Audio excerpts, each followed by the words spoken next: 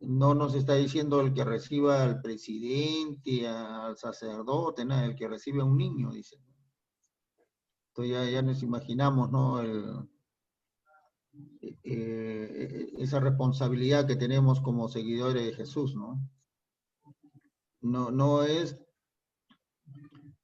por ejemplo, si nosotros quisiéramos recibir a quién va a venir el representante de las asambleas de Dios, el presbítero de las asambleas de Dios nos va a venir a visitar.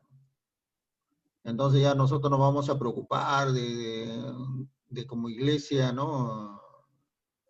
Que vayan la mayoría, que vea que una iglesia llena, de repente nos vamos a esforzar en preparar una buena liturgia y todas esas cosas.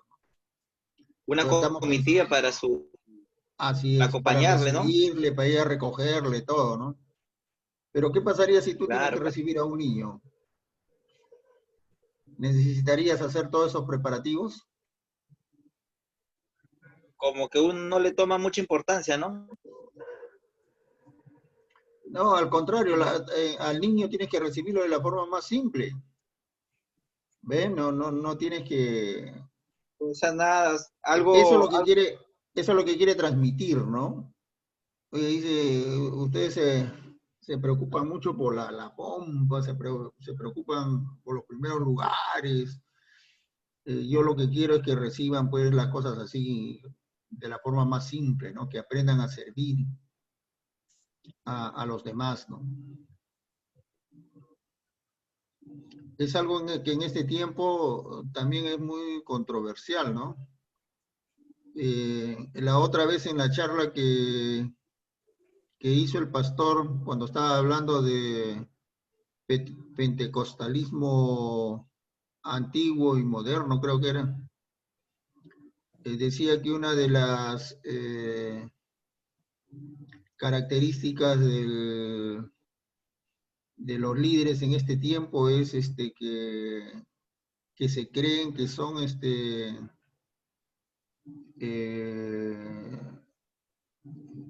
¿cómo se dice? Cuando no cometen errores, infalibles, que no son infalibles, que su voz es lo último, ¿no?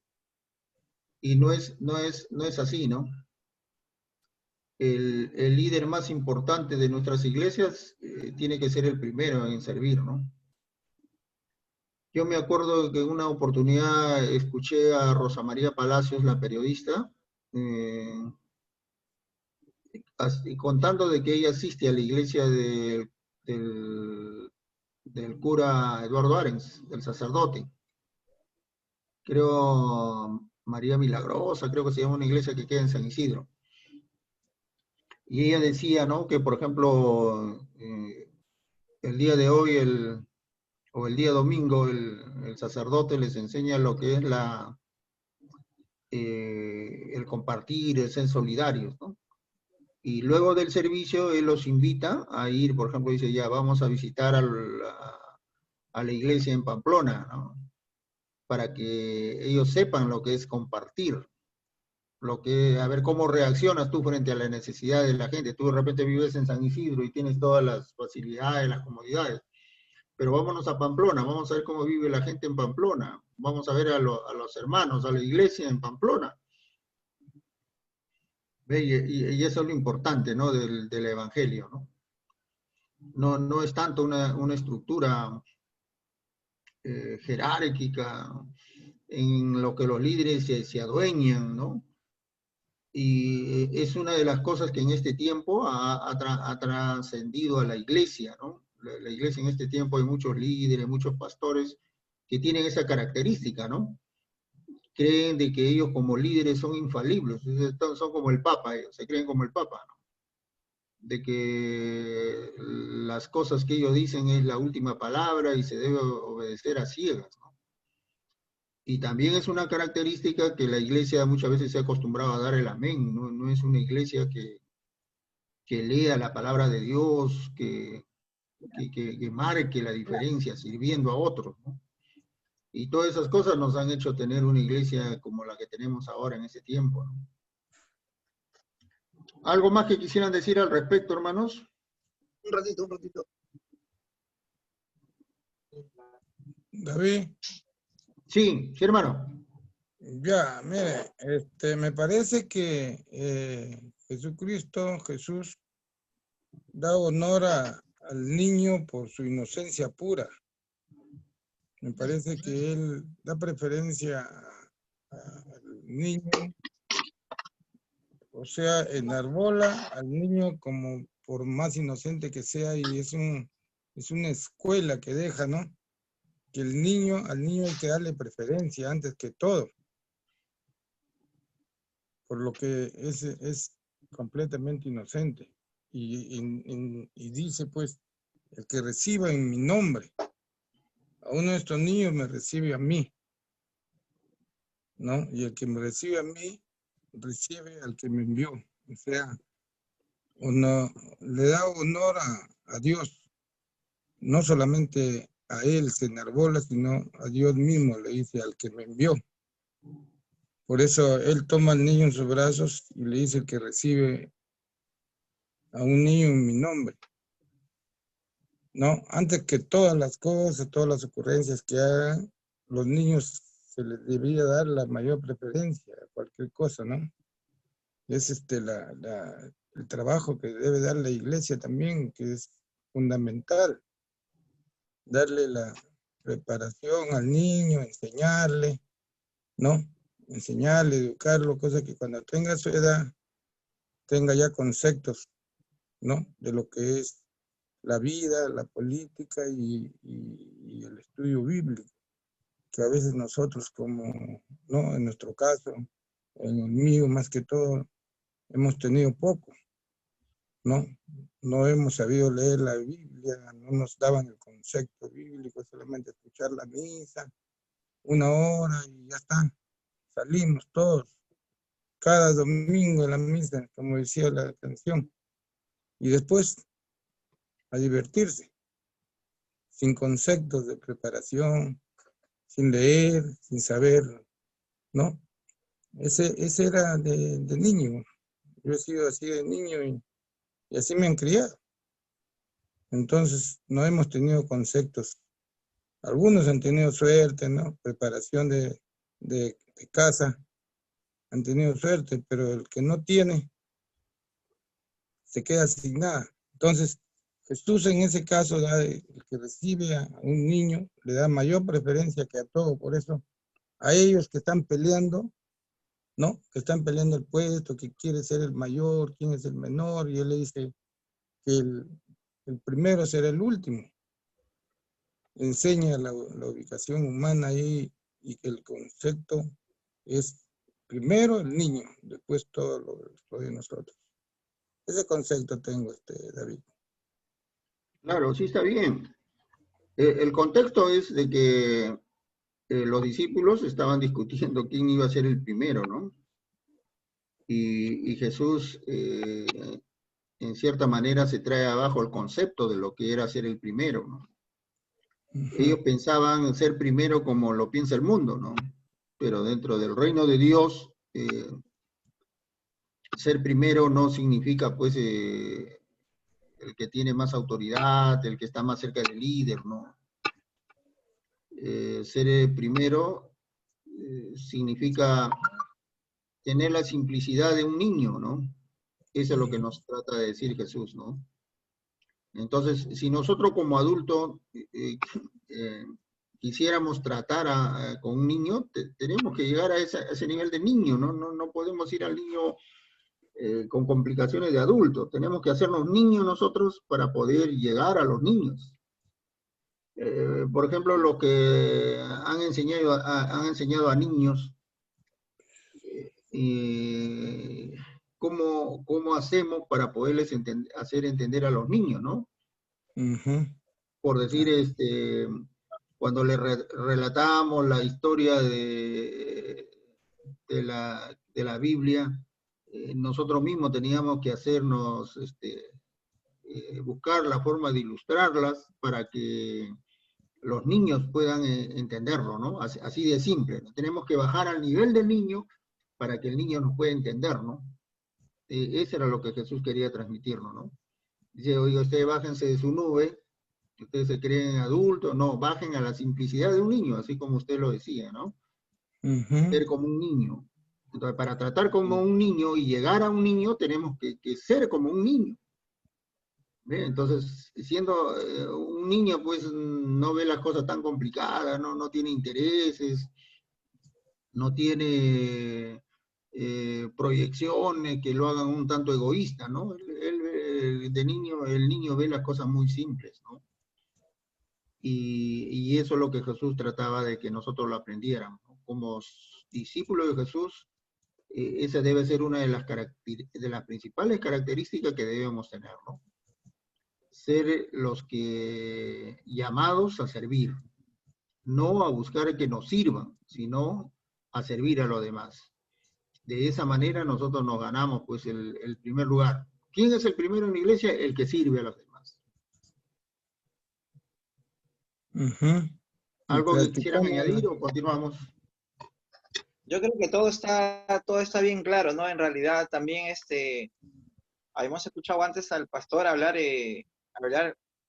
que más o menos se refería pues a la naturaleza del niño, ¿no? El niño no engaña, el niño es bondadoso, el niño es puro. Y en realidad pues también he visto comentarios pues y se refiere pues también a, a eso, ¿no? A la naturaleza del niño, de cómo debían ellos ser vistos, ¿no? O sea, lo ven, pero a la vez no son escuchados.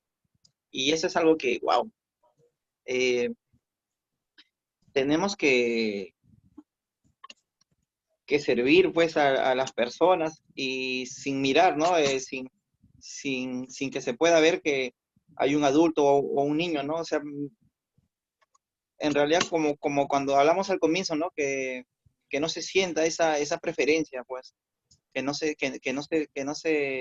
admitida alguna diferencia que pueda haber contra el prójimo, ¿no? Todos son importantes y por lo cual también nosotros somos llamados a servir, ¿no? A ser los últimos, ¿no? Yo creo que está bien entendida esta parte. Ya, Ya. continuamos entonces. A ver, Ricardo, lee del 38 al 41. Ya. El que no es contra nosotros, por nosotros es. Yo lo tengo acá en. A ver, Juan le respondió diciendo: Maestro, hemos visto a uno que en tu nombre echaba fuera demonios, pero él no nos sigue, y se lo prohibimos porque no nos seguía. Pero Jesús dijo: No se lo prohibáis, porque ninguno hay que haga milagro en mi nombre que luego pueda decir mal de mí. Porque el que no es contra nosotros, por nosotros es. Y cualquiera que os diera un vaso de agua en mi nombre, porque sois de Cristo, de cierto os digo que no perderá su recompensa. Amén. A ver, coméntalo, Ricardo.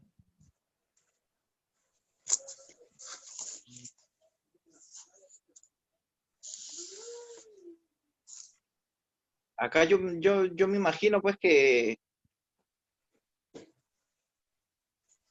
habrán visto pues ellos, ¿no? Se puede interpretar pues que vieron a alguien que estaba haciendo milagros en el nombre de Jesús.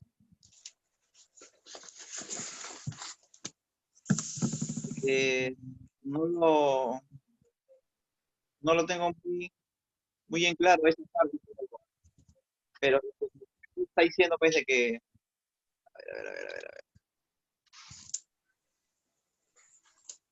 El que no es contra nosotros, por nosotros es, dice. Sabemos que si esa persona es de los nuestros, ¿no? Si es cristiano, pues no va a perder su recompensa, ¿no? Pero, ¿cuál sería acá el meollo, ¿no? Del asunto? Porque podría ser que esa persona, pues, no era un discípulo. Y posiblemente también los endemoniados también pueden hacer milagros, ¿no?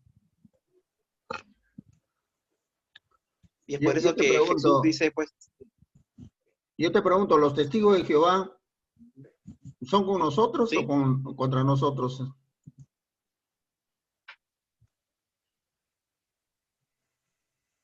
Mm, dice que Recién me es he a acordado, favor. recién me he acordado de que ellos tú, aparentemente pues están predicando el evangelio, pero están negando algunos puntos, eh, algunos puntos importantes, pues, ¿no? Están negando la deidad de Jesús. ¿es Richie, Y con pues nosotros o es contra nosotros? si no está contra nosotros, es está a contra nuestro nosotros, favor. pues. No, si Ya, no está contra nosotros, está a nuestro favor. pero ¿está con nosotros o está en contra de nosotros? Los testigos de Jehová. No, no está. No Está a están, Sería nuestro pues. pues favor. No está. No contra está porque nosotros. está predicando también. Acá lo que es un llamado al sectarismo, ¿no? A no estar dividiendo, Ujú. ¿no? Porque ellos decían, por ejemplo, Jesús está con nosotros y nosotros lo seguimos y solamente nosotros tenemos la verdad, ¿entienden? Mm. Y cualquiera que no está con nosotros, entonces no, eso está fuera de orden. Por eso que van No. donde Jesús y le dicen, Señor, acá hay otro grupo que también reprende a los demonios y ordénales que se callen, prohíbeles. Y Jesús le dice que no se le debe prohibir, porque Ujú. el que es de nosotros, no está con Está, nosotros, está a favor de no es nosotros. contra nosotros. Ujú. Ya ahí es muy importante. Por ejemplo, Es, yo le digo, ve, hay una denominación que ha crecido bastante en el Perú, ¿no? Pero una de sus características es esa, ¿no? Dice, oye, si tú quieres ser salvo, tienes que venir a mi iglesia. A la salvación está acá, no en tu iglesia. Ve, incluso ellos decían, ¿de qué iglesia viene? Ah, yo vengo de las asambleas de Dios. Ah, ya, entonces tienes que bautizarte. Y dice, pero yo ya me bauticé en Asamblea de Dios. No, ese bautismo no sirve. Acá nosotros te vamos a enseñar buena doctrina y luego te bautizas. ¿Ve? Eso es sectarismo, ¿no? Porque nosotros no podemos adueñarnos de Dios y decirle, oiga, Dios está acá con nosotros en esta iglesia y los otros son pecadores, ¿no? No podemos hacer eso, ¿no?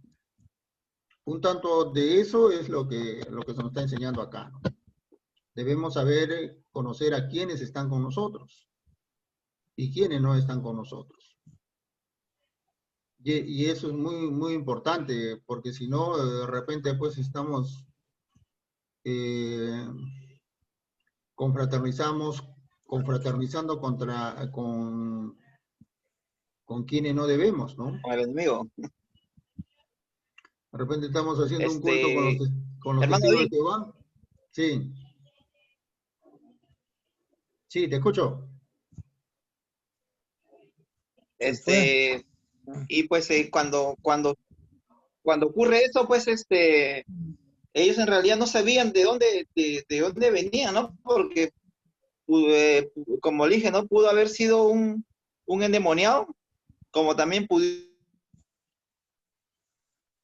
pudo haber sido, pues, discípulo de Juan el Bautista, como pudieron que 70 personas también hagan todo ese tipo de cosas. Entonces, no sé, no, acá no se dice exactamente de quiénes eran, pero él recalca, ¿no? Si hace las cosas en nombre de Cristo, pues hay que darle no va a perder su recompensa, y obviamente que está de parte de nosotros, ¿no? Y es así como también dice, ¿no? Si le hacemos un contexto a este tiempo, eh, hay que saber bien con quién estamos hablando, ¿no? Y con quién nos estamos metiendo, ¿no? Porque no vaya a ser que pensemos que estamos bien con el grupo que estamos, y no es así, ¿no? Como usted dice, cómo nos ven a nosotros, a los pentecostales cómo nos ven desde otro lado, ¿no? Entonces eso está mal, pues. Ya, Hermano ¿por qué? David, Sí, sí, hermano. por ejemplo, mire, yo tengo dos ideas, pero voy a tratar de darle la primera. Yo tengo un compadre que ha estudiado la Biblia conjuntamente con su señora. Y él, tratando a su familia, le decía que él no podía acompañar al cementerio porque los muertos están muertos. Y detestaba a los borrachos que eran de su familia. Entonces, él, bueno, un concepto, ¿no? Él ya se consideraba salvo por el hecho que ya estaba estudiando la Biblia, pero me parece que no debe ser así. ¿Dónde está la unión? Porque nosotros no somos calificadores, solamente Dios es el que lo puede calificar, ¿no? En esta parte que dice, él mismo le responde a Jesús, no se lo prohíban, déjenlo que haga porque está haciendo en mi nombre, ya me está favoreciendo, ¿no? Él lo dice en este capítulo, el versículo 39, no se lo prohíban porque ninguno hay que haga milagro en mi nombre, que luego pueda decir mal de mí. Sobre el último 41, dice aquel que le da un vaso de agua en mi nombre, a veces veo de que hay gente que anda, que sube a las casas, a los cerros, a predicar, y nadie se compadece de ellos, pero si aquel que le da un vaso de agua, aquel que anda practicando, así sea de cualquier religión, él lo enarbola en este momento, ¿no? Y le dice que de cierto no perderá su recompensa. O sea, es una recompensa que uno le da a una persona, sea de cualquier iglesia. No importa, lo importante es que él está tratando de encontrar el camino, ¿no? O sea, seamos de cualquier, como lo dijo usted, el sectarismo, que no impere en nosotros, ¿no? El hecho, cada uno está buscando su manera su verdad, que digamos, ¿no? ¿Cuál es el camino? Esa es la forma, ¿no? Que pienso de que él, los que estaban practicando, que echaban fuera demonios, ¿no? Y los discípulos lo acusan y le dicen, él echa fuera demonios, pero no nos sigue. O sea, así hay gente, pues, de nosotros mismos, dice, ellos no hacen lo que nosotros queremos, como quisiéramos que ellos, pero ahí tenemos que trabajar, ¿no? Hay trabajo ahí donde hay el sectarismo, tratar de no hacerlo, me parece a mí, ¿no? Porque si nos vamos a dividir nosotros, ¿qué somos para considerarnos ya dueños de la verdad o dueños de la vida o dueños de Dios, ¿no? Eso es lo que pienso, amigo David. Ya, hermano, cuando hablamos de sectarismo, hablamos de gente que se salió del camino. Para llegar a Dios hay un solo camino, no hay muchos caminos, hay un solo camino, y es el camino que marcó Jesucristo, ¿no? Dice, para llegar a Dios hay un solo camino, que es Jesucristo. Entonces, pero en el caminar, muchas veces le ponemos énfasis a ciertas doctrinas que nos apartan del camino. A eso le llamamos sectarismo, a eso le llamamos sectas, ¿ya? Son gente que perdieron el camino, que se salieron del camino. Por ejemplo, de sectas en ese tiempo podemos decir que es los israelitas, por ejemplo, del FREPAP, ¿no? Es una secta, porque ellos le han puesto el énfasis a la ley antigua. Entonces, al poner ese énfasis, ya se salieron del camino, ¿ven? Entonces, para los del FREPAP, dice, para alcanzar la salvación hay que cumplir con la ley, hay que presentar sacrificios por el pecado. Si nosotros volvemos a la ley y presentamos sacrificios por el pecado, entonces desconocemos el valor del sacrificio, de la muerte de Jesús en la cruz. Entonces, ellos ya se salieron del camino, ya distorsionaron la doctrina. Ya. No lo reconocen a Jesús. No lo reconocen a Jesús. Esa es una secta, por ejemplo, ¿no? Ya se salió del camino. Si bien es cierto, nació de nuestro grupo, porque creo que Ataucusi fue adventista, ¿no? Nosotros podemos tener muchos grupos pentecostales que tenemos cierta doctrina, pero seguimos el mismo caminar, ¿no? Cuando tenemos ocasión de reunirnos, nos reunimos sin ningún problema, ¿no? Pero hay otros grupos que son totalmente disidentes, ¿no? Se creen mejores o tener la mejor doctrina, entonces ya ellos ya se desviaron del camino. Por ejemplo, ¿qué sucedería en el caso de la Iglesia Católica? ¿Sería una secta? Ahí está. Yo ¿Sí? considero que sí es una secta, ¿no? Porque ellos le han puesto más énfasis a a sus tradiciones. No se guían normalmente por la palabra, ¿no? Entonces, eso, Hermano, sí, hermano David, disculpa, pero eh, siempre toda persona que está viviendo un modo de vida, un modo que tiene una fe hacia Jesús o hacia una religión, siempre te va a decir que ellos son la religión verdadera. O sea, de repente nosotros estamos diciendo, bueno, nosotros sí tenemos el camino que va a Jesús, pero de repente estamos equivocados. No creo, obviamente que nosotros nos vamos a Jesús y nuestra meta es ser seguidores de Jesús, ¿no? Pero en cuanto a los católicos, pues ellos son una religión, pero hace mucho tiempo pues que se desviaron, pues porque como le dieron más prioridad a los ídolos, a los santos, a las adoraciones. En realidad, pues ha jalado bastante. Y por más que se quieran como de a poquito se están cambiando, aún le queda bastante por cambiar y como usted dice, ¿no? Ellos viven muchas leyes de los hombres han sido impuestos dentro de la religión que más caso le hacen incluso a a las leyes que han sido plantadas por el hombre, pues en cuanto a las tradiciones que tienen ellos. claro, perdón un ratito.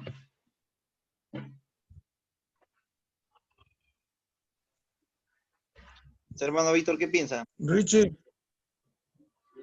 sí, sí, estamos bajo ese Hermano concepto Víctor. porque yo también. ¿Me escuchas? Sí, sí, la Claro, escuchamos, claro, sí. claro.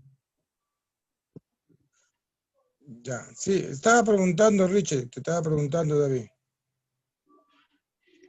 Sí, la Iglesia Católica tiene la misma doctrina que nosotros. El asunto es en los énfasis que ellos le ponen, ¿no? Por ejemplo, para ellos la palabra de Dios es cosa secundaria. Para ellos mucho más importantes son sus tradiciones, las cosas que en algún tiempo ellos pensaron que era así, ¿no? Por ejemplo, ese asunto del purgatorio, aunque ellos ya lo derogaron ya hace bastante tiempo, y así hay algunas doctrinas, yo no conozco mucho de su doctrina, pero son énfasis o son tradiciones, su énfasis está en las tradiciones, para ellos es mucho más importante sus tradiciones que la palabra de Dios. Esa es la diferencia con ellos, ¿no? Claro. Así, cada grupo tiene ciertas doctrinas que la diferencian de otras, ¿no? Pero ese asunto de que enfatizar una doctrina para dividir, ahí ya estamos fuera del camino. ¿Eh? Uh-huh. Y eso es lo que ocurre con muchas sectas, ¿no? Que le ponen énfasis y poco a poco se van saliendo del camino. Normalmente lo hacen,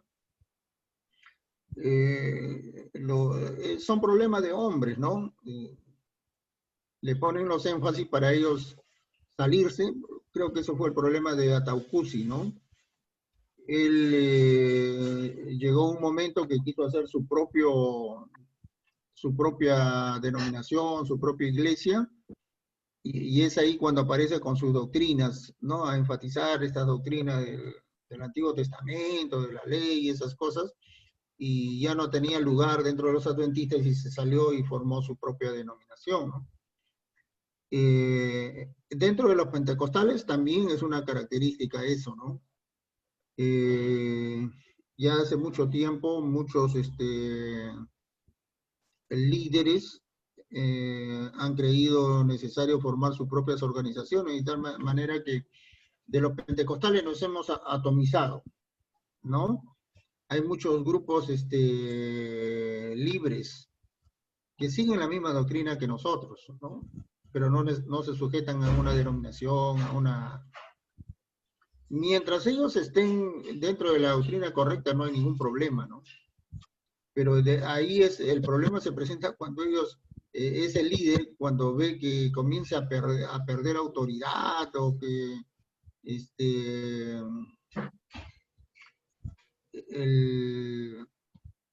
no quiere perder a su grupo, entonces ellos comienzan a enfatizar ciertas doctrinas para mantener a ese grupo dentro de lo que ellos creen. Eso ha sucedido, es una característica de los hombres principalmente, ¿no? Y lo que nosotros tenemos que hacer es considerar en estos casos que todos aquellos que buscan la unidad, que no son controversiales, ¿no? Hay gente muy intransigente que ellos creen tener la razón y que su doctrina es la correcta y que van en camino correcto, y eso rompe la unidad de la iglesia, ¿no? Porque ninguna doctrina puede llevarnos a la desunión, ¿no? Acuérdense la oración de Jesús en Juan 17, creo que es cuando ora por la unidad de la iglesia, ¿no? Claro, habla ahí en el monte ahí por la unidad de la iglesia, exactamente. Claro. Entonces, claro. La iglesia tiene que estar unida. Y lo que yo quería decirte cuando tú decías, Ricardo, que podía ser un endemoniado, no puede ser un endemoniado. Ese tema ya lo vimos la otra vez cuando dice a Jesús, creo que Claro, porque acusaron que no puede ir en contra de otro endemoniado. Claro, dice, un reino dividido no prevalece, pues, como entre los demonios mismos claro, se fuera, ¿no? Ve, acá no puede ser, así era uno de ellos. Era alguien que había creído, se había convertido, ha ido a su lugar y encontró el problema y él comenzó a actuar como él había visto, como lo habían enseñado. ¿Ve? Y era parte del grupo. Como lo habían enseñado. Jesús le dice, oye, no trates de callarlos, porque es de los nuestros. Al contrario, ayudémoslos para que el evangelio siga creciendo. ¿Listo? Claro, así es, así es. En ese contexto se basa más pues en la posición en la que debemos dejarlo actuar, pues, si es que viene en el nombre de Jesús, pues, porque va a sumar, ¿no? No va a ser contra nosotros. Leyendo claro. bien, ahí vi que no podía ser un endemoniado, pues. Yo les cuento, por ejemplo, una anécdota, ¿no? Cuando yo era más joven, leía bastante la palabra de Dios, era maestro y leía también otros libros, estaba bien documentado, ¿no? Entonces, a mí había agarrado por costumbre venir los testigos de Jehová como a las 7, 8 de la noche, de la mañana, los días domingos, antes de que yo vaya a la iglesia. Me caían siempre, todos los domingos. Entonces yo les decía que yo era evangélico, ¿no? Pero ellos insistían y yo los escuchaba. Y una vez que los escuchaba, yo agarraba su Biblia y con su misma Biblia yo les enseñaba. Les decía, no, acá dice esto. Siempre. Y regresaban, ¿eh? Regresaban. Entonces, todos los domingos venían y yo les estaba enseñando. No es así, con tu propia Biblia, lee este versículo, lee lo otro. Hasta que un día me trajeron a un anciano. Y el anciano, no me vas a creer que me revolcó con la palabra. ¿No? Era un hombre muy hábil. Entonces, yo al no tener argumento para refutarle con la palabra a las cosas que él proponía, entonces yo le digo, mira, a ver, no, creo que estamos perdiendo tiempo discutiendo porque tú no me vas a convencer ni yo te voy a convencer a ti. Pero algo podemos hacer, les digo. Si tú crees en el Dios que yo creo, vamos a ponernos de rodillas y oramos. Yo creo que es lo mejor que podemos hacer. Es como si él hubiera visto al diablo, se lo ha disparado y nunca más regresó, hermano. Entonces, hay cosas que nos llevan a Dios, que nos identifican con Dios, que nos llevan al camino correcto de Dios. Entonces, no es tan complicado, no es tan confuso. El Evangelio es lo más sencillo en este tiempo. ¿Quiénes lo han hecho complicado? Los hombres, nosotros mismos, por ponerle énfasis. En este tiempo, por ejemplo, existe una confusión terrible, hermano, en cuestiones doctrinales. Yo les he contado varias veces en una oportunidad, estuvimos conversando en la iglesia de la necesidad de que deberíamos enseñar a los hermanos a diezmar. Entonces a mí me encargaron traer una enseñanza para poder compartir con los hermanos sobre la necesidad de diezmar. Entonces yo me eché a buscar, hermanos, sermones para documentarme bien. Yo quería presentar buenos argumentos. Y resulta que no se imaginan ustedes la cantidad de prédica, de enseñanza con respecto al diezmo, que estaban a favor y que estaban en contra. Y todos sustentados con la palabra de Dios. Todos, absolutamente todos. ¿Ve? ¿Se imaginan ustedes la confusión que hay en este tiempo? Es terrible, y más aún, imagínate, si nosotros lo que hemos leído un poco, sentimos esa confusión, ahora imagínate la gente que no lee, hermano. ¿Ve? Entonces, en este tiempo existe una confusión terrible en cuestiones doctrinales. Pero la doctrina no nos va a salvar.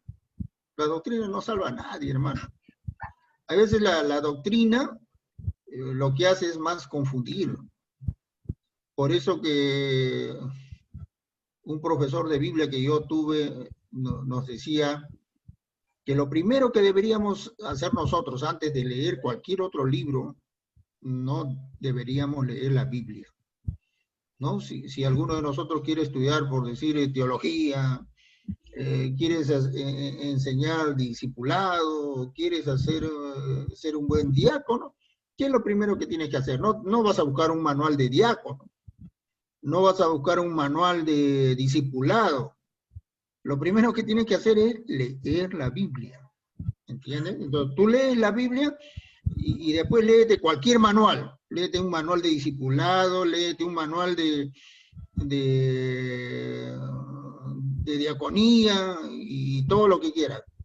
Básicamente tienes que leer la Biblia, tienes que conocer la Biblia. Yo sé que no lo vas a poder conocer, pero en tu lectura te va a quedar el espíritu de la ley, o sea, te va a quedar lo que el autor quería transmitir. Yo no te digo que por leer tú vas a aprender Biblia, no lo vas a aprender. Lo que vas a aprender es la voluntad del escritor. Eso lo vas a entender. Y cuando leas cualquier otro libro, inmediatamente te va a traer al concepto de lo que quiere decir la Biblia. ¿Me entienden? Por eso que es muy importante en este tiempo que volvamos a la palabra de Dios. Yo me acuerdo todavía cuando yo enseñaba discipulado, yo le decía sobre esta necesidad de volver a la palabra de Dios, ¿no? Yo le decía, mira, ve, yo cuando viajo a Huancayo, tengo que pasar por Ticlio. Ahí cerca de Ticlio, ¿no? Que está como a más de 4.000 metros de altura, creo. Se encuentran las lagunas donde se almacena el agua, que baja hacia la costa, y en Lima podemos tomar el agua. Entonces yo le decía, si en Lima nosotros quisiéramos tomar agua limpia, agua pura, ¿a dónde nos vamos? Digo, por ejemplo, si yo me voy a Chosica, el agua va a estar sucia, va a estar contaminada, porque hay muchos poblados al lado del río Rímac, ¿no? Entonces, conforme voy subiendo, el agua va siendo menos contaminada. Pero si yo llego a la fuente, a las lagunas, donde se acumula el agua que baja hacia la costa, ahí voy a poder tomar el agua pura, ¿eh? Entonces, les decía, si ustedes quisieran beber de la fuente, de la palabra de Dios, de la fuente, ¿a dónde irían? A la palabra de Dios. Ustedes quieren conocer a Dios, quieren tener conocimiento de Dios. ¿A dónde van? ¿A los libros, a los manuales? No, vayan a la palabra de Dios, ahí está la fuente. ¿Quieren beber agua pura? Vayan a la palabra de Dios. Por ahí debemos comenzar. En ese tiempo yo siento que se está enfatizando mucho, que le digo a muchos autores, y muy poca Biblia, hermanos. Muy poca Biblia. Lo que tenemos que hacer nosotros es volver otra vez a la fuente, ¿no? No sé si tú te acordarás, Ricardo, que los jóvenes, por ejemplo, tenían sus concursos de velocidad bíblica, sus concursos de textos. Velocidad bíblica. Claro, el concurso de Claro. textos. Luego los libros, los temas de los libros. ¿Ven? Entonces, eso ayudaba bastante a que los jóvenes pues se instruyeran en la palabra de Dios, ¿no? Pero en ese tiempo Claro. tú te das cuenta, no hay eso, ¿no? Lo que es más, por ejemplo, muy poca preocupación hay por el trabajo con los jóvenes. Peor aún por la escuela dominical, ya nos olvidamos de la escuela dominical. Y eso es básico, ¿no? Porque la iglesia está estructurada de tal manera que se garantice una secuencia, un mantenimiento a través del tiempo, ¿no? Por ejemplo, los que ya somos líderes antiguos, lo que ya estamos pasando, vamos dejando atrás a los jóvenes, ¿no? Nuestro trabajo fundamentalmente ya es dejar ese grupo de jóvenes, de líderes, que nos van a reemplazar. Y los jóvenes deben estar trabajando con los niños de la escuela dominical. Miren esa secuencia, ¿no? Los viejos, los ancianos, ya pasamos, pero nos reemplazan los jóvenes. Y los jóvenes son reemplazados por los niños que van creciendo y cada uno se va formando. ¿Dónde se forman los niños? En la escuela dominical. ¿Dónde se forman los jóvenes? En los cultos de jóvenes, en la reunión de jóvenes. ¿Ven? Entonces, esa es la secuencia. Todo eso está diseñado, por ejemplo, en nuestra organización para que sea así, ¿no? Pero si nosotros descuidamos la escuela dominical, nos descuidamos de los jóvenes, entonces nos vamos a morir de viejos, hermano. ¿Ve? Porque la gente que debería venir de nosotros no está viniendo con nosotros, ¿no? Las personas adultas ya deberíamos estar en otros quehaceres, de repente trabajando más en el diaconado, en lo que nos da la sabiduría de haber vivido tantos años, ¿no? Y el trabajo de esfuerzo deberían estar haciendo los jóvenes. En este tiempo los jóvenes deberían estar evangelizando, todo ese trabajo que requiere un mayor esfuerzo, ¿no? Entonces, pero hemos perdido eso, ¿eh? Son cosas que se tienen que trabajar en ese tiempo en la iglesia, se tienen que recuperar todos esos aspectos de la iglesia para que la iglesia pueda continuar en el tiempo. Así es, hermanos. ¿Continuamos? ¿Sí? Sí. Hermano Víctor, ¿puede leer la última parte del 42 al 50? Ya. A ver.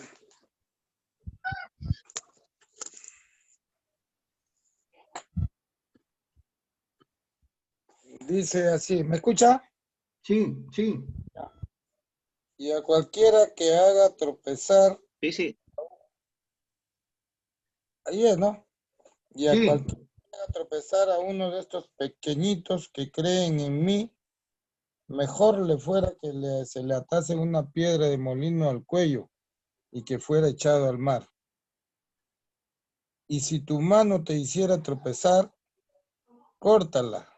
Mejor te es entrar manco en la vida, teniendo dos manos, que ir al infierno, al fuego que no puede ser apagado, donde el gusano de ellos no muere y el fuego nunca se apaga. Y si tu pie te fuera ocasión de caer, córtalo.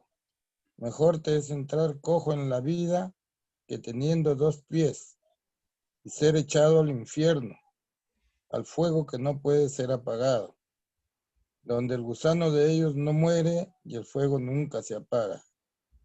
Y si tu ojo te fuera ocasión de caer, sácalo. Mejor te es entrar en el reino de Dios con un ojo, que teniendo dos ojos, ser echado al infierno, donde el gusano de ellos no muere, el fuego nunca se apaga. Porque todos serán salados con fuego, y todo sacrificio será salado con sal.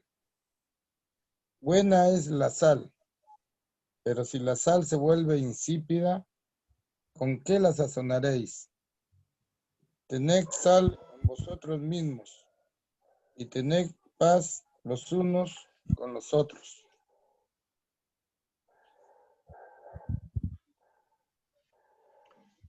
A ver, Ricardo. Acá nos da unas tentaciones, ¿no? O sea, como unas reglas, ¿no? De que aquel que comete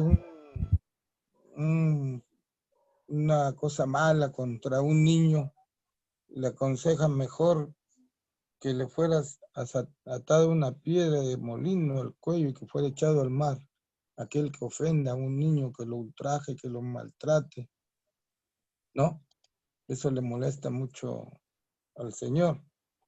Luego dice, si tu mano te hiciera tropezar, mejor córtatela, ¿no? Es un reglamento. Vas a preferirle, en lugar de tener dos manos, vas a ir al infierno, al fuego que no puede ser apagado.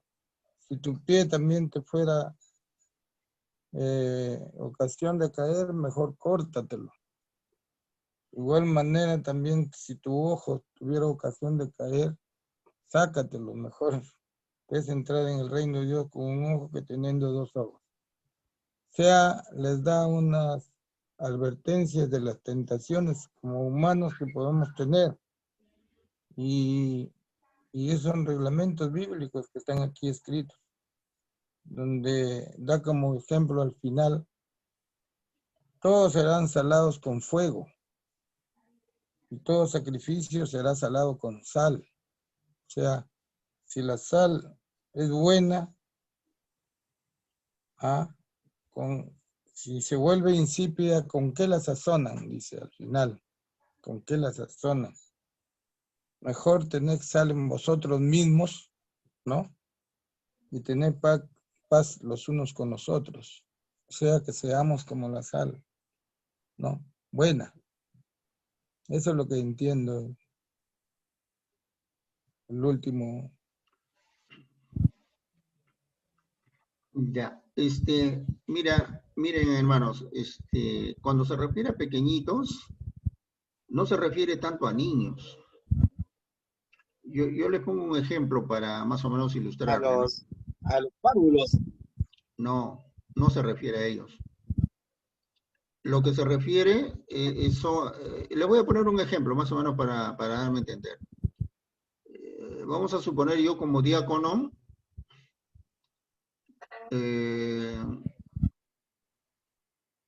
cometo un pecado gravísimo, ¿no?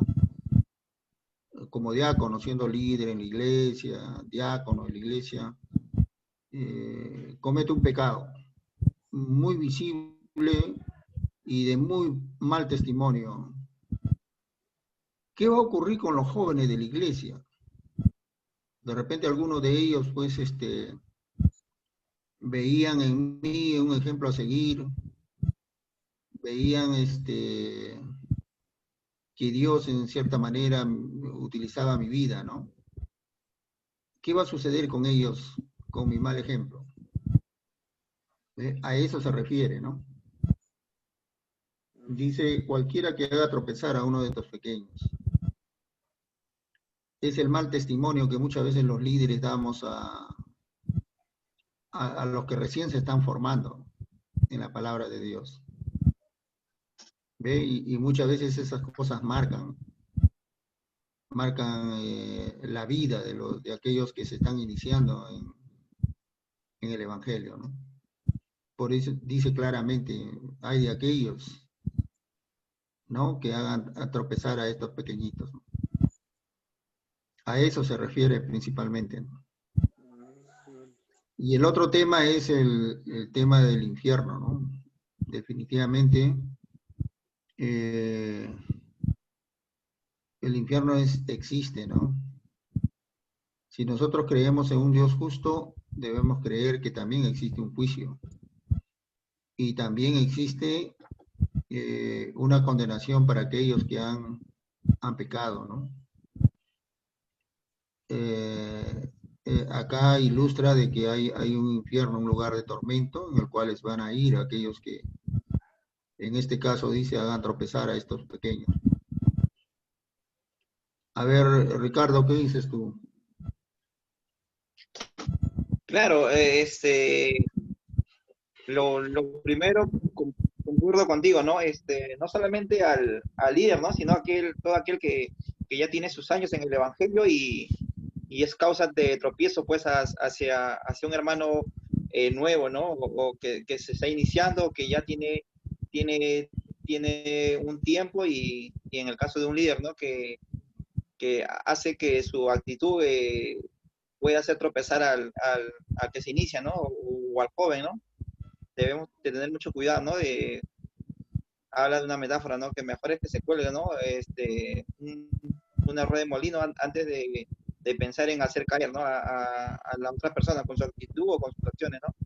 Eh, de ahí con lo que se habla acerca de si es motivo de hacer caer tu mano o lo que habla, pues, yo creo que se refiere, pues, más que nada a la disciplina que uno debe de tener, pues, en el buen sentido espiritual, ¿no? De no dejarse engatusar por las cosas del mundo, ¿no? De la vida, ¿no? Porque por ese motivo no vaya a ser que perdamos la salvación, pues. Y algo anecdótico, ¿no? Que en muchos pasajes de los siglos de este tiempo se ha tomado literalmente la palabra, ¿no? Ha habido mutilaciones. Pero bueno, y justamente dentro del mensaje que estaba dando el domingo pasado en el programa Alcanzando el Mundo, yo decía que si, como se dijo, ¿no? Si hay un Dios justo, pues es lo que va a pasar con las personas que no se conducen bien, pues. Hay un infierno, pues. Va a haber una recompensa para aquellos que no se porten bien, pues, que no lo reconozcan, ¿no? Y que no quieran entregar su vida a Cristo, pues. Aquellos que conociendo a Cristo, pues, se desvían, ¿no? Del camino, ¿no? Entonces hay una especie de justicia, pues. Pero indudablemente este pasaje es bien controversial, pues es muy difícil de entender también, ¿no, hermano David? ¿Usted qué piensa? ¿En qué aspecto? Es que de ahí se ha tejido un montón de contextos, ¿no? O sea, cada uno lo ha querido mirar por su lado, pues, y han aparecido un montón de posturas en cuanto a esta porción. Justamente a lo que estamos hablando, ¿no? Es una de las más controversiales que hay, ¿no? Que existe, que no existe el infierno, a qué se refería con lo del infierno, sobre si se mutila, se habla de manera literal las palabras dichas por Jesús, o cómo es, ¿no?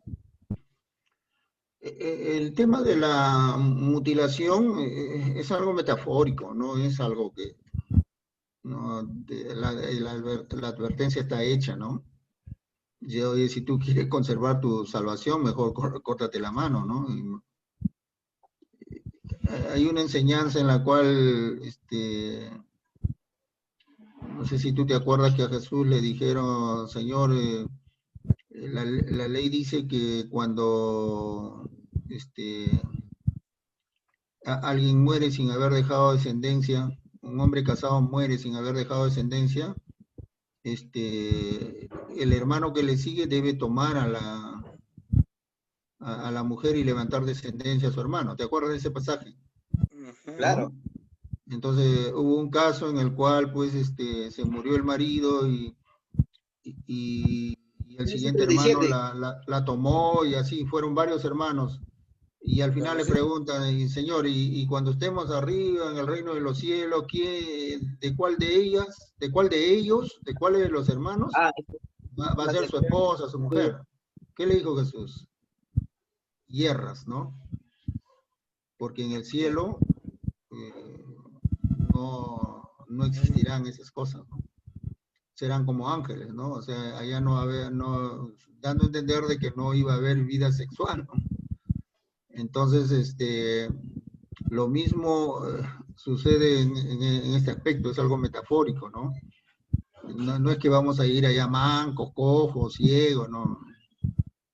La advertencia está hecha, tú sabes, tan terrible es el castigo que te espera que mejor sácate los ojos para no seguir pecando, ¿no? ¿Ves? Por ahí va la enseñanza, ¿no? Pero no es que te diga, oye, mutílate, ¿no? No. Es una advertencia que se está haciendo. Ahora, con respecto al infierno, yo creo que nos conviene, y yo sé que es controversial, ese es un aspecto sí muy controversial. Por ejemplo, los testigos de Jehová no creen en el infierno.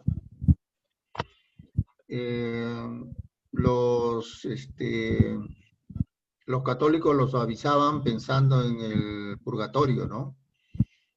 claro, Según en ese ellos lugar crearon un lugar de espera para no llegar al lugar terrible, ¿no? Y en ese lugar de espera todavía te podías escapar. ¿Ve? Y así, ¿no? Sí es cierto, ese tema del infierno sí es un tanto controversial. Pero yo creo que nos conviene creer en el evangelio, en el infierno, ¿no? Porque eso nos ayuda a mantenernos en una vida de santidad, de esforzarnos por llevar un camino que agrade a Dios, ¿no? Y no es tanto por el temor, ¿no? Sino por el hecho de creer en la justicia de Dios, ¿no? Dios es un Dios justo, ¿no? En este mundo hay sufrimiento, muchas veces sufrimientos muy, muy duros, que algunos se atreven a decir que el infierno no existe, el infierno está aquí en la tierra, ¿no? Algunos no pasan por situaciones tan duras, tan difíciles, que creen pues de que después de esto ya no hay infierno, ¿no? Y creo que conviene a la humanidad creer de que hay un infierno, ¿no? Hay cosas más terribles de las que nos toca vivir acá, y entonces es mucho mejor, ¿no? Llevar una vida de acuerdo a los preceptos de Dios que exponernos algún día llegar al infierno, ¿no? Yo te decía que nos conviene porque imagínense el creer ¿qué sucedería si nosotros no creemos que existe el infierno y llevamos una vida así fuera de los preceptos de Dios? El día que muramos vamos a presentarnos delante de Dios. ¿Y qué sería si es que realmente yo no creía que en la tierra que existía el infierno? Y por lo tanto yo llevé mi vida así lejos de los preceptos de Dios. Y cuando muero, me presento delante de Dios y recibo el juicio de Dios, y por las cosas que yo hice aquí en la tierra, bueno, me tienen que enviar al infierno. ahí recién me voy a convencer que el infierno existía. Pero ¿qué pasaría si es que yo desde ahora creo que hay en el infierno? Entonces eso me va a ayudar a prepararme mejor, a esforzarme por llevar una vida que agrada a Dios. Entonces cuando llegue a Dios, cuando llegue delante de Dios, entonces por lo menos no me voy a dar por la sorpresa de que el infierno no existía, ¿no? No sé si me dejo entender. Nos Claro, conviene pero también creer. sí, sí, sí, nos conviene creer que hay infierno, pero también hay cositas que a veces uno se pregunta, por ejemplo, de cada 100 personas, ¿cuántas personas se irían al infierno? O sea, mientras más nacen, son un mínimo el porcentaje de los que pueden alcanzar el cielo, ¿no? Y por más que se diga que ese libre albedrío y todo, y que con las personas que nunca conocieron ni nunca le hablaron de Jesús, ¿no? La palabra dice que ellos van a ser juzgados según las leyes de su etnia, ¿no? De su región, pero como que también hay una especie de duda, ¿no? De controversia, ¿no? Y ¿No? imaginarse que uno ha vivido una vida tranquila, un poco, o de repente hizo lo bueno, pero nunca se rindió ante los pies de Cristo y el que menos tiene el concepto de que si haces lo malo, te espera una vida ardiendo en el fuego eternamente.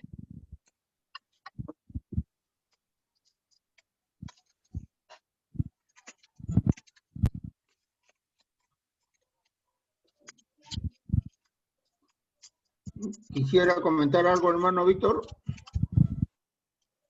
Ah, bueno, por el momento. Estaba pensando, ¿no? Estaba pensando mientras ustedes comentaban sobre el infierno. Hay un caso, Radio Felicidad. Escucho de 6 a 8 de la mañana. Ahí hay un clérigo, un sacerdote, ¿no? De catolicismo. Y él habla que es padre de hace 41 años, es párroco. Y siempre con los mismos conceptos, no cambia. Y eso tiene su audiencia. Y a través de ella se propala, ¿no? Y no ayuda en nada lo que es buscar la verdad, teniendo él esa potencia, esa Esa radio. oportunidad. Ajá. Y como decía usted antes, ¿no? No cambiamos, no hay nada por cambiar por el hombre. Si él tiene 41 años, él ha pasado por distintos estudios para ser sacerdote. Y todavía sigue el Señor de los Milagros, el Señor de tal sitio, que ahí está la felicidad. Y causa sorpresas, sino que a veces lo pongo por escuchar la música antigua que me hace recordar mi tiempo. Yo lo escucho y también. Hay esas cosas, pues, ¿no? Que tenemos presente aquí en Lima mismo se propala. La Radio Felicidad es bien conocida y bastante lo escuchan por el hecho de la música, ¿no? Y el recordar. Pero ahí está, pues, mire, de 6 a 8 de la mañana, propalando él. Ahí le da la santa bendición cuando termina, ¿no? Habla del Padre Nuestro. Tiene algunas cosas, pero no visualiza algo más hacia lo que es la verdad, los santos. Sí, igual ahí. Y es del San Agustín, una entidad muy grande dentro de Lima. Mientras ustedes estaban comentando eso, yo estaba pensando. Mire, hermano,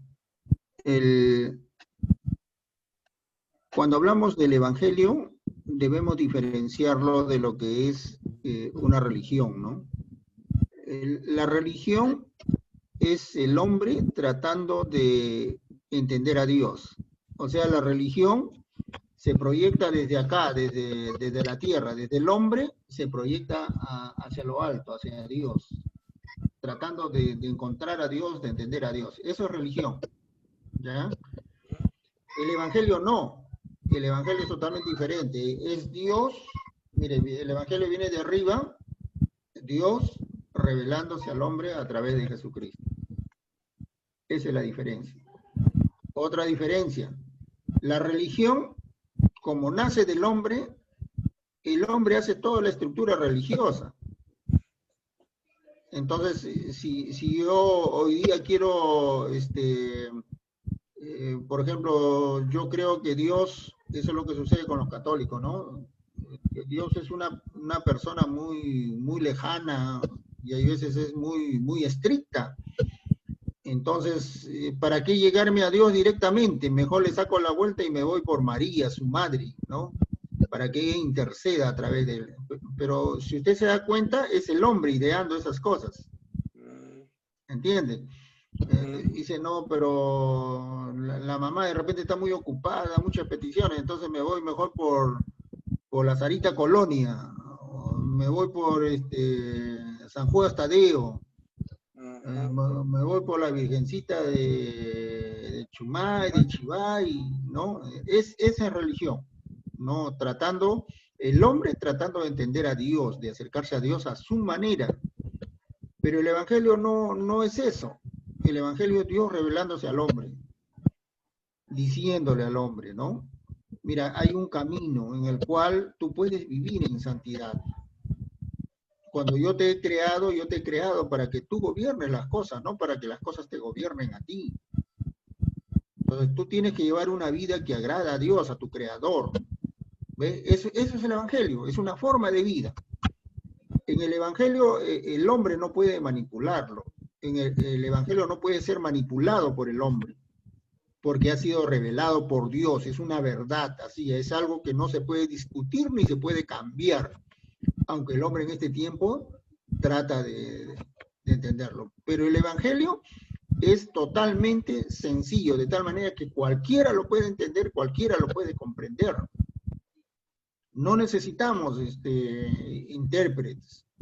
Por eso que Jesús se dio a entender, Él ha venido acá en la forma humana, se ha presentado delante de nosotros, ha dado su vida por nosotros, ha muerto en la cruz del Calvario, nos ha mostrado un camino.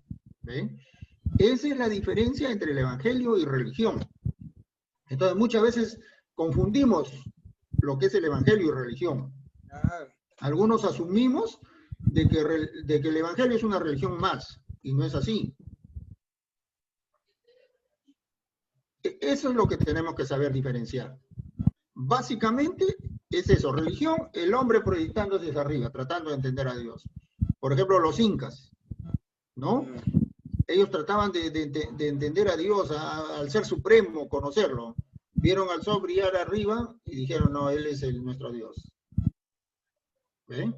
O sea, es siempre el hombre proyectándose hacia el Creador, hacia el Supremo. Eso es religión. El Evangelio es totalmente diferente. El Evangelio es de arriba, es Dios dándose a conocer al hombre a través de Jesucristo. Ese es el Evangelio. Ahora, Ricardo, tú decías, ¿qué va a suceder con aquellos que nunca escucharon el Evangelio? Aunque en ese tiempo es muy difícil. Pero vamos a suponer de que ahí en la selva, en los lugares inhóspitos, ¿no? Vive gente que nunca escucharon del Evangelio. ¿Cómo van a ser salvos ellos? Yo me imagino que van a ser juzgados según sus propias leyes, ¿no? No sus propias leyes. Todo hombre ya tiene conciencia de lo que es malo y lo que es bueno. Ellos van a ser juzgados por eso. No hay un hombre que haga lo malo sin saber que era malo. Tu misma conciencia te va diciendo lo que es bueno y lo que es malo. Y si nunca tuviste la oportunidad de escuchar el Evangelio, de escuchar de Dios, el día que seas juzgado vas a ser juzgado por eso. Por tu conciencia. Tu conciencia misma te va a decir de que actuaste mal. si es que hablamos de conciencia, imagínate a la hija de un hechicero que desde niña se le prepara a hacer rituales, a hacer pociones, a hacer alguna especie de magia, no sé, como igual en otros países, ¿no? Que se les prepara desde pequeños se les adoctrina para que ofrenden su vida, ¿no? Por tal Dios, ¿no? Entonces, pues ellos tienen un tipo de conciencia diferente porque se les va creando de acuerdo al sentimiento que tienen, al lugar donde ellos viven. No, estás confundiéndote ahí. Yo te pongo otro ejemplo. Una vez leí en la revista Somos del Comercio la historia de un joven que nació ¿cómo es ese barrio bravo del Callao? ¿Cómo se llama? Los Barracones del Callao. Bueno, Era de una familia terrible. Tú sabes que en los Barracones es terrible la vida, ¿no? Mucha delincuencia, mucha droga. Él nació ahí. ¿Y por qué le estaban haciendo la entrevista? Porque había logrado ingresar a la escuela de Chorrillos.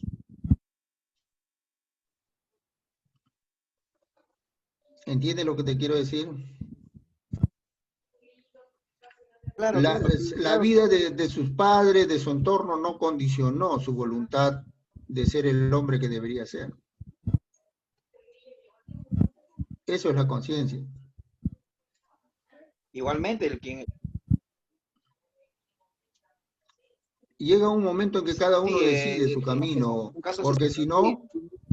tiene razón acerca de que no necesariamente es el lugar donde vives, pero ojo, lo que usted también está mencionando son excepciones, ¿no? No. Cuando yo me refería, pues obviamente que la hija de un hechicero no son todos, no solamente es uno dentro de un grupo. O sea, me referí simplemente por citar un ejemplo nomás.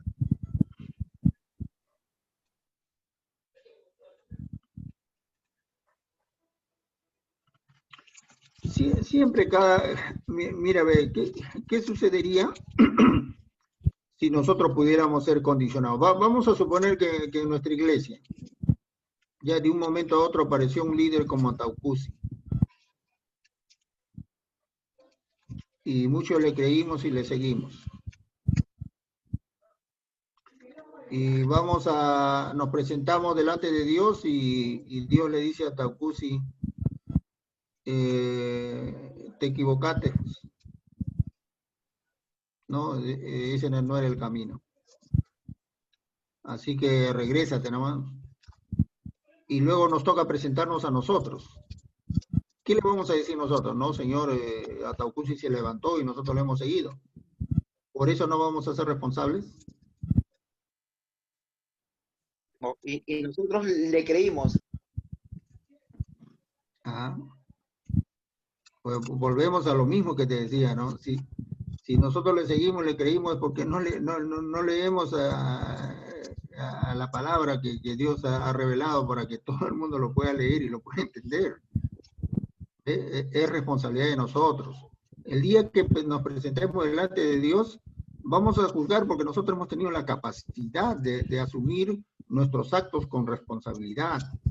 Y para eso tenemos la conciencia. La conciencia es la que nos ayuda a decir qué es bueno y qué es malo. Si es que no tuvimos la oportunidad de escuchar de Dios ni nada de esas cosas.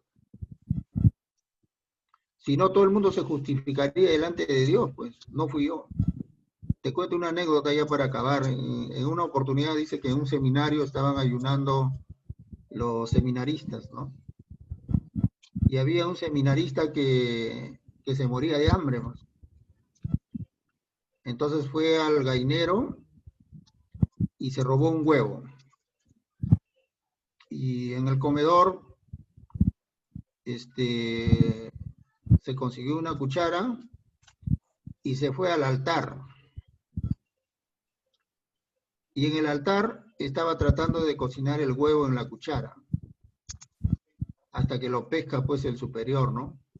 Y le dice, hermano, ¿qué es lo que está haciendo? Y él, para disculparse, dijo, Satanás me tentó. Y dice que Satanás estaba detrás del altar. Y Satanás exclama y dice, mentira, porque ni aún a mí se me había ocurrido que se podía cocinar un huevo en una cuchara.